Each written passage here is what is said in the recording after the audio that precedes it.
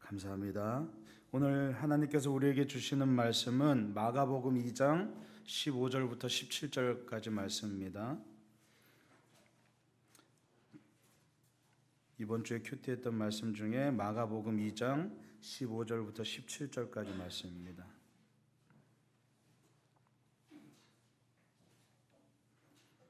다 찾으셨으면 우리 다 함께 한 목소리로 천천히 봉독하겠습니다. 그의 집에 앉아 잡수실 때에 많은 세리와 죄인들이 예수와 그의 제자들과 함께 앉았으니 이는 그러한 사람들이 많이 있어서 예수를 따르미러라. 바리새인의 서기관들이 예수께서 죄인들 및 세리들과 함께 잡수시는 것을 보고 그의 제자들에게 이르되 어찌하여 세리 및 죄인들과 함께 먹는가? 예수께서 들으시고 그들에게 이르시되 건강한 자에게는 의사가 쓸데없고 병든 자에게라야 쓸데있느니라. 나는 의인을 부르러 온 것이 아니요 죄인을 부르러 왔노라 하시니라. 아멘.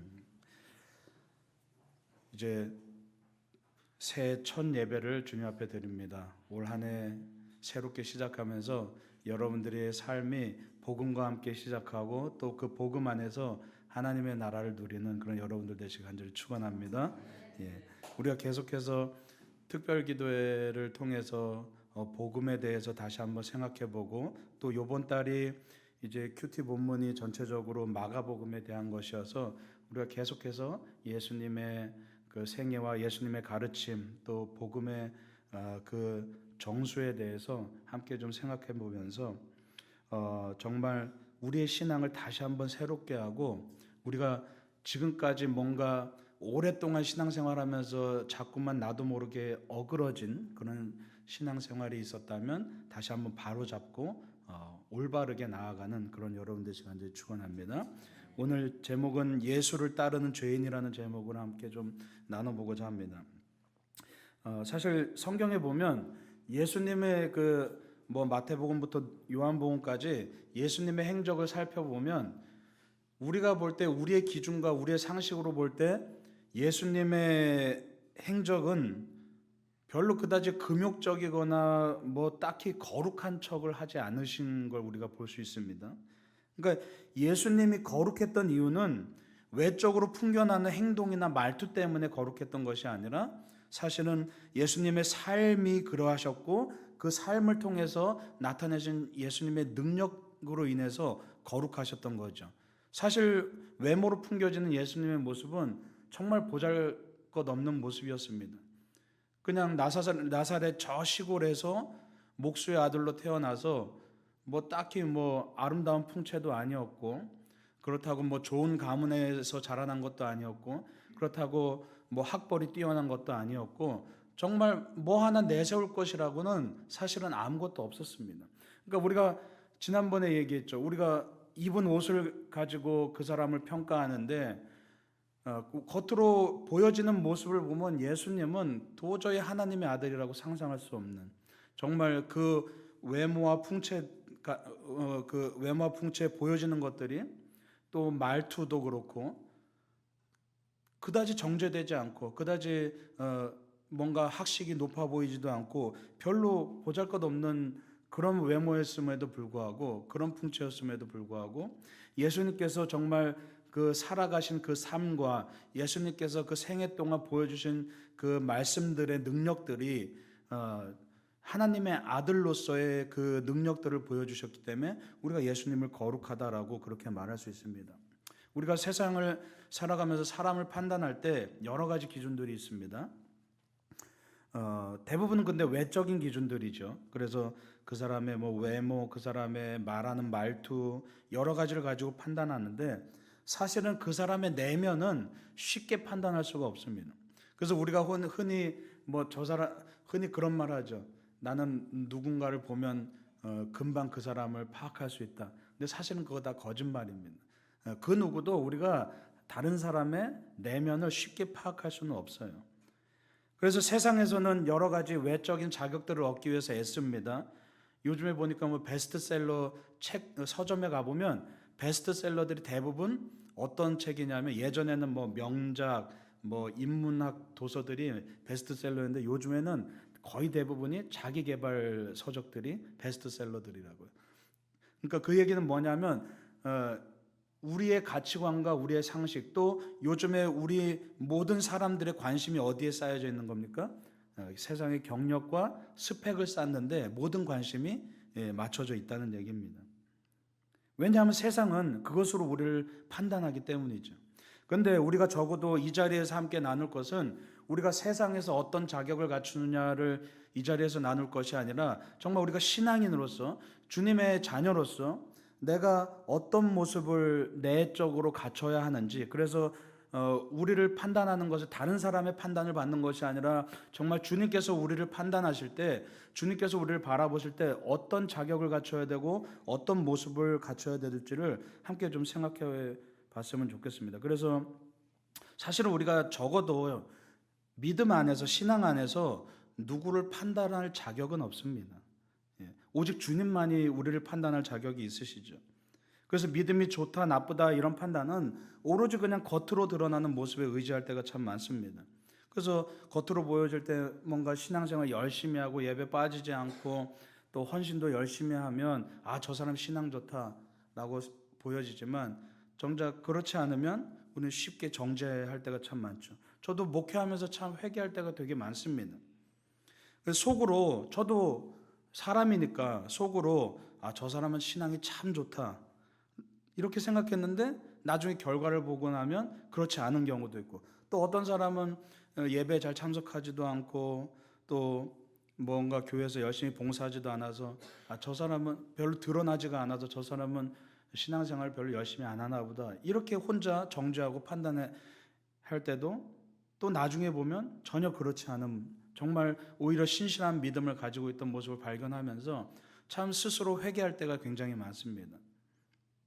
근데 오늘 말씀에 여러분 정말 희한한 것이 있습니다. 여러분 15절 말씀이 뭐라 그러냐 하면 그러한 사람들이 많이 있어서 예수를 따라 밀어라 라고 말씀하고 있습니다.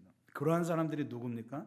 지금 예수님께서 이 세리인 레위, 즉 마태를 부르시고 제자로 부르시고 나서 이제 그 수많은 친구들, 세리 동료들, 또 죄인들, 그 사람들과 함께 식사를 하시는 장면입니다. 그런데 오늘 말씀해 보니까 그러한 사람들이 많이 있어서 예수를 따라 밀어라 라고 말하고 있습니다. 그러한 사람이란 누굽니까? 바로 이 죄인들을 말하거든요. 소위 바리새인들로부터 또 서기관들로부터 죄인이라고 그렇게 정죄받았던 그 사람들이 예수님을 따랐다고 그렇게 말씀하고 있습니다. 그리고 예수님은 또 그들과 어울려서 그들을 가르치시고 그들과 교제하셨죠. 여러분, 예수님은 분명히 죄를 사해 주시는 사역을 하셨습니다. 분명히 죄를 미워하셨습니다. 그런데 예수님은 이 죄와 죄를 지은 사람을 엄격하게 구분하실 줄 아셨어요. 그래서 예수님께서는 그들을 율법의 눈으로 바라본 것이 아니라 지금 바리새인과 사두개인과 서기관들과 많은 당시에 신앙이 좋다고 자부하는 이 사람들은 이 죄인들을 바라보면서, 율법을 지키지 않는 사람들을 바라보면서 철저히 구분하고, 또 율법에도 그렇게 나와 있습니다. 죄인들과는 함께하지 말라고 나와 있습니다. 그래서 철저하게 구분된 삶을 살면서 자기들 스스로 거룩한 존재라고, 거룩한 사람이라고, 의인이라고 그렇게 여기면서 살아왔어요. 그런데 예수님의 모습을 보면 예수님께서는 누구보다도 하나님의 아들로서 죄를 미워하고 죄를 싫어하고 죄를 깨트리기 위해서 그렇게 애쓰셨음에도 불구하고 예수님은 오히려 죄인들과 함께 교제하시고 함께 살아가셨다는 겁니다. 다시 말해서 예수님께서는 율법의 눈으로 그들을 바라보신 것이 아니라 은혜의 눈으로 그들을 바라보셨다는 얘기죠. 이런 말이 있습니다. 죄는 미워해도 사람은 미워하지 말라. 무슨 말입니까? 우리가 죄 자체는 우리가 미워해야 될 대상이지만 그 죄를 지은 그 사람은 우리가 긍휼한 눈으로 바라봐야 된다는 얘기죠. 그래서 주님도 마찬가지로 주님께서 죄는 미워하셨지만 그 죄를 지은 사람을 미워하시진 않으셨다는 얘기입니다. 여기서 우리는 헷갈립니다. 여러분, 성경에는 죄인과 악인이 등장합니다. 끊임없이 오늘 말씀도 그렇고 끊임없이 말씀에서는 악인에 대해서 끊임없이 저주를 퍼붓고 악인은 도저히 용서할 가치가 없다고 끊임없이 이야기합니다. 주님도 죄인은 품으시지만 악인은 저주하십니다. 여러분, 그러면 죄인과 악인의 차이는 뭐죠?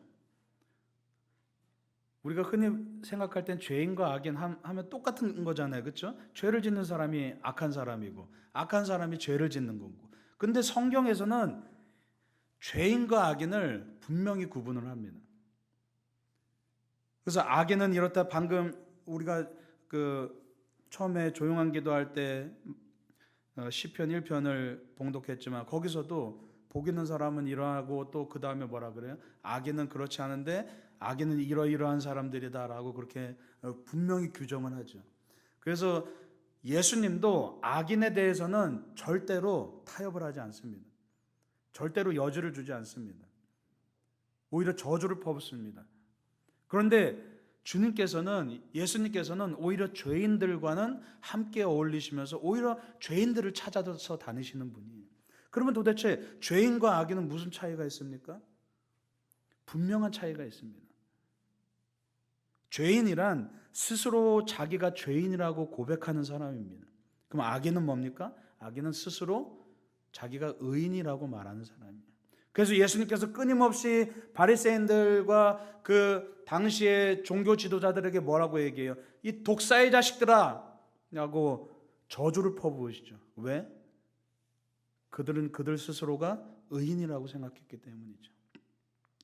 그러나 오히려 세리와 수많은 죄인들, 창녀들과 수많은 죄를 짓고 사람들로부터 따돌림을 받았던 그 수많은 죄인들은 오히려 주님께서 그들을 찾아가시면서 죄 없는 사람이 돌로 치라라고 말씀하십니다. 바로 무슨 차이입니까? 내가 내 죄를 인정하느냐 아니냐의 차이인 거죠. 왜냐하면 우리 가운데 그 누구도 의인은 없기 때문입니다. 여러분 성경 한번 찾아보시죠. 로마서 3장 9절부터 12절까지 말씀입니다. 로마서 3장 9절부터 12절까지 말씀.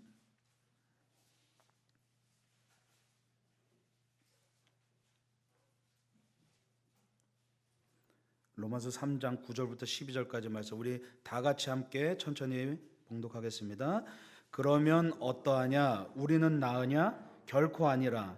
유대인이나 헬라인이나 다 죄 아래 있다고 우리가 이미 선언하였느니라. 기록된 바 의인은 없나니 하나도 없으며 깨닫는 자도 없고 하나님을 찾는 자도 없고 다 치우쳐 함께 무익하게 되고 선을 행하는 자는 없나니 하나도 없도다. 아멘. 지금 사도 바울마저도 뭐라고 고백하냐 하면 우리는 나으냐? 결코 아니다. 우리는 그럼 의인이냐? 주님을 따르는 제자라고 자처하는 우리는 그럼 의인이냐? 그래도 당시에 예수님을 따르는 사람들 가운데서는 가장 믿음이 좋고 가장 지도자였고 가장 신앙이 좋다고 여겨졌던 이 바울 스스로도 그러면 나는 나은가? 그럼 나는 여러분들보다 낫습니까? 그게 아니라는 얘기예요. 하나님 안에서는 의인은 없나니 하나도 없다고 그렇게 고백하고 있습니다. 선을 다 치우쳐서 함께 무익하게 되고 선을 행하는 자는 없나니 하나도 없다고 말해요. 사도 바울조차도 자기는 의인이 아니라 죄인이라고 그렇게 고백을 하는 겁니다. 여러분 우리가 주님을 믿는다는 우리조차도 차마 의인이라고 말할 수 없습니다. 우리가 크리스찬이라고 말하고 다닌다고 할지라도 우리는 여전히 주님 앞에 죄인인 것을 여러분 기억하시기 바랍니다. 근데 왜 우리 스스로 소위 구원의 확신을 가졌다고 우리 스스로 그냥 만사태평하게 나 구원 받았으니까 나 이제 천국 갈 거니까 이제는 적당히 신앙생활 해야지 그런 생각을 가지고 살아간다는 얘기입니다. 구원의 확신만 가지면 여러분 다 천국에 갑니까? 아니라는 얘기입니다. 여러분 지금 천국을 누리고 있습니까? 그렇다면 여러분이 정말 구원의 확신을 가지고 있다면 지금 여기서 과연 천국을 누리고 있냐는 얘기입니다. 여러분이 확신이 있다면 그거에 맞는 증거가 드러나야 됩니다. 확신만 가진다고 될 문제가 아니라 구원에 따르는 책임을 지면서 살아가야 된다는 얘기입니다. 오늘날 수많은 크리스찬들이 자기가 의인이라고 생각하지 죄인이라고 생각하는 사람이 별로 없습니다. 그래서 내 믿음 정도면 괜찮지, 나 정도면 괜찮지, 이 정도면 그래도 축복받고 나 정도면 천국 갈 수 있지라고 생각하면서 이 영적인 허영에 빠져 있다는 얘기입니다. 그러면 우리와 바리새인이 무슨 차이가 있습니까? 우리 스스로 의인이라고 그렇게 자부하면서 살아간다면, 우리 스스로 난 구원의 확신이 있다, 난 분명히 구원받을 거다, 그렇게 자부하면서 살아간다면 도대체 우리와 바리새인이 무슨 차이가 있냐는 얘기입니다. 회개해야 천국이 가까워지는데 우리 안에 회개를 잃어버렸다는 겁니다. 회개를 해야 우리가 하나님 나라에 들어갈 수 있는데, 회개 없이 하나님의 나라에 들어가려고 그 값싼 은혜에 의지해서 그냥 하루하루 세상에서도 축복받고 죽어서도 축복받으려는 그 영적인 허영심, 영적인 욕심을 가지고 우리가 살아간다는 얘기죠. 여러분, 누가 하나님 나라에 들어갈 수 있습니까? 의인은 들어갈 수 없습니다. 의인이라고 말하는 사람은 절대 들어갈 수 없습니다. 누가 들어갈 수 있습니까? 죄인만 들어갈 수 있습니다. 내가 죄인이라고 고백하는 그 사람만 하나님 나라에 들어갈 수 있을 줄 믿으시기 바랍니다. 나 정도면, 이 정도면 괜찮지, 내 신앙 정도면 괜찮지라고 그렇게 생각하는 사람은 절대로 하나님 나라에 들어갈 수 없다는 얘기입니다. 여전히 나는 죄인이고, 여전히 나는 주님 앞에 벌레만도 못한 죄인이고, 여전히 내 안에 조금이라도 선한 것이 없고, 여전히 내 안에 주님 아니면 아무것도 아니라고 그렇게 고백하는 사람만 하나님의 나라에 들어갈 수 있다는 얘기입니다. 나의 무능함과 나의 죄악을 인정해야 그때 비로소 우리가 주님을 만날 수 있다는 얘기죠. 그리고 주님은 그런 사람들을 찾아다니시고 그런 사람들을 만나시겠다고 오늘 말씀하고 있습니다.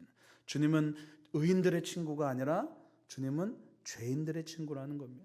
내가 죄인이라고 고백해야 그때 비로소 주님이 우리의 친구가 되어주신다는 얘기죠. 여러분, 몇십 년을 교회를 다녀보십시오. 여전히 의인으로, 내 자신을 의인으로 여기면 결국에는 우리는 악인으로 정죄받을 뿐입니다. 여러분, 죄인이 되시겠습니까? 악인이 되시겠습니까? 죄인과 악인의 차이를 분명히 여러분 깨달으시기 바랍니다. 제가 여기 서서 아무리 여러분들에게 좋은 말로 여러분 축복 받으세요, 올해는 더 축복이 넘칠 겁니다, 아무리 미사여구를 동원해서 여러분들에게 설교한다 한들 여러분이 결국엔 천국에 못 들어가면 그건 누구 책임입니까? 이 자리에서 헛소리를 짓거린 제 책임이에요. 목사의 책임이에요, 그건. 근데 제가 어떻게 여러분들에게 말도 안 되는 좋은 말들만 여러분들에게 들려주겠습니까? 좋은 말들은 여러분 세상에서 많이 들을 수 있습니다. 유튜브를 통해서 여러분 좋은 말들을 많이 들을 수 있습니다. 얼마나 좋은 말들이 이 세상에 차고 넘칩니까?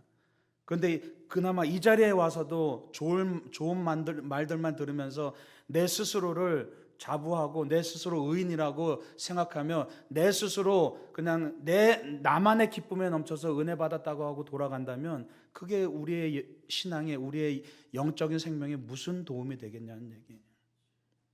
결국엔 여러분들이 평생 이 자리에서 신앙생활하고 나중에 하나님 나라에 못 들어가면 결국은 제 책임입니다. 예수님은 죄인을 품어주시고 악인을 미워하시는 분인 줄 여러분 믿으시기 바랍니다. 우리가 그러면 죄인으로서 어떻게 살아가야 됩니까? 우리가 이 악인이 되지 않기 위해서 우리가 죄인으로서 어떻게 살아가야 됩니까? 여러분, 오늘 마가복음에 22절 말씀 함께 보겠습니다. 마가복음 2장 22절 말씀.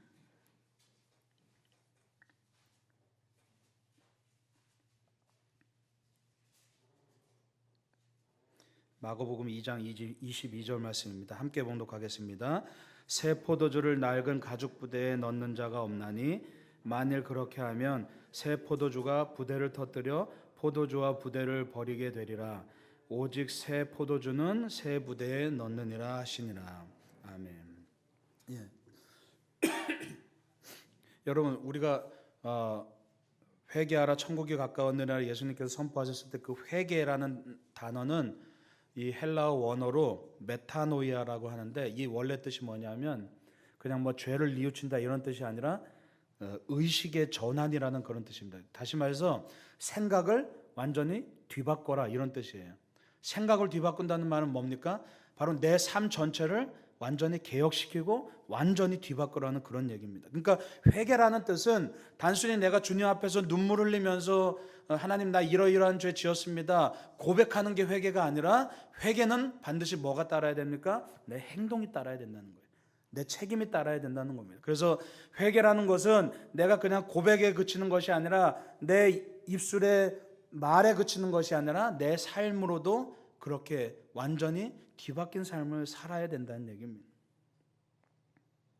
그래서 여러분 우리가 지난번에 나눴던 말씀 중에 마가복음 1장 18절에 그렇게 얘기하죠. 곧 그물을 버려두고 따르니라. 이게 바로 회개입니다.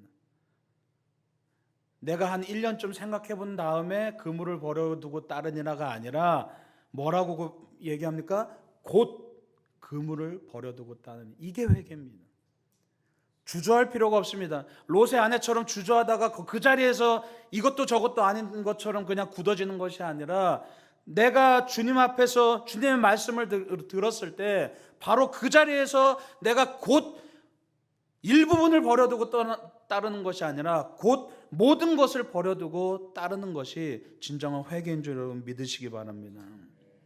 그래서 내가 새 포도주를 담아도 예전에 쓰던 부대가 아까워서 거기에 포도주를 담아버리면 결국은 다 찢어져 버리는 겁니다. 일부분만 바꿔서는, 일부분만 개혁해서는, 일부분만 내 삶을 변환해서는 아무것도 되지 않는다는 얘기입니다. 주님의 은혜를 우리 안에 담을 수가 없다는 얘기입니다. 주님의 은혜를 우리 안에 영원토록 간직하기 위해서 뭡니까? 바로 내 삶도 완전히 변화되어야 된다는 겁니다. 바로 곧 그물을 버려두고 따랐던 그 제자들처럼 우리도 바로 이 순간에 곧 모든 것을 내려놓고 따르겠다는 얘기입니다. 여러분의 어떤 재산이나 그런 걸 내려놓으라는 얘기가 아니라 무엇을 내려놓으라는 겁니까? 내 자아를 내려놓으라는 얘기입니다. 내 자아와 내 욕심과 내 세상적인 상식과 가치관들을 내려놓고 주님, 내가 내 삶의 일부분만 따르겠습니다. 내 삶의 주일만 따르겠습니다. 이것이 아니라 내 삶의 모든 시간과 모든 에너지와 모든 내 삶을 들여서 주님을 따르겠습니다. 이제는 내가 내 멋대로 내 생각대로 살아가는 것이 아니라 주님이 내 삶의 주인이 되셔서 이제는 주님의 말씀대로 살아가겠습니다. 그렇게 바로 이 시간에 곧 모든 것을 버려두고 따르는 여러분 되시길 간절히 축원합니다. 여러분 왜 새롭게 돼야 됩니까? 주님과 함께 살아가기 위해서 우리가 새롭게 되어야 되는 겁니다. 여러분들에게 모든 것을 버려두고 따르라, 새롭게 되라는 얘기는 여러분이 더 힘들게 살아라, 더 고통스럽게 살아라 이 얘기가 아니에요. 진정한 축복을 경험하시라는 얘기입니다. 왜? 우리가 완전히 새롭게 변화되어야 주님이 우리와 함께 하시기 때문에, 그리고 주님이 우리와 함께 하셔야 지금 여기서 하나님의 나라를 누리기 때문에 여러분이 진정한 축복을 맛보기 때문에 그래서 버리라는 겁니다. 내가 이 움켜쥐고 있는 이 알량한 조그마한 것들을 버려야 주님이 주시는 하늘의 어마어마한 그 한량없는 은혜를 체험하게 될 줄 여러분 믿으시기 바랍니다. 작은 것을 버리라시라는 얘기예요. 더 큰 것을 사모하기 위해서, 더 큰 것을 누리기 위해서 이 작은 것을 버리시라는 얘기입니다. 그래서 우리가 죄인임을 고백해야 됩니다. 많은 사람들이 하나님을 믿습니다. 그런데 정작 하나님께서 우리와 함께 하신다는 사실을 믿는 사람은 별로 없습니다. 이거는 여러분 천지차이입니다.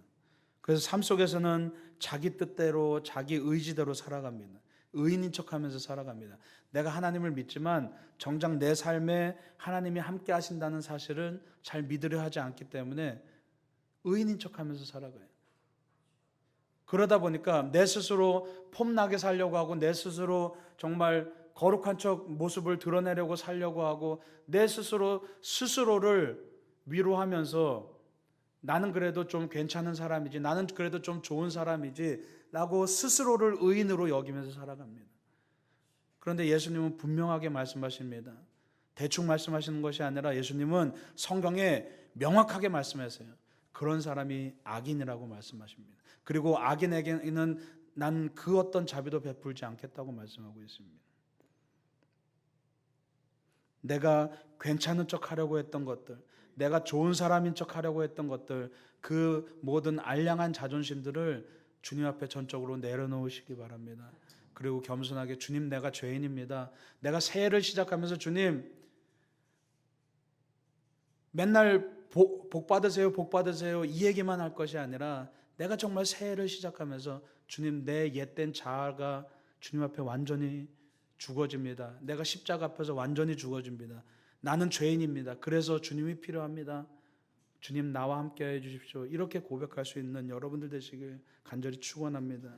그렇게 고백할 때 주님께서는 내 안에서 역사하시기 시작합니다.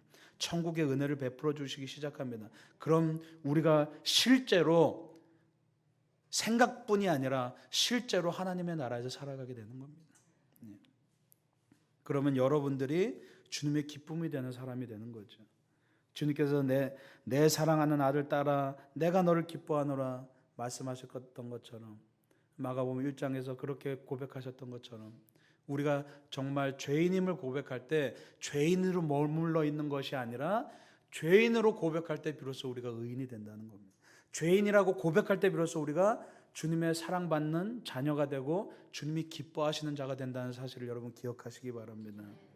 내 스스로 나는 의인이야 라고 그렇게 생각하다가 악인으로 빠져버리는 것이 아니라 정말 우리 삶에서 겸손하게 나를 내려놓고 주님을 인정할 때 그때 벌써 주님께서 우리를 인정하시는 줄 믿으시기 바랍니다.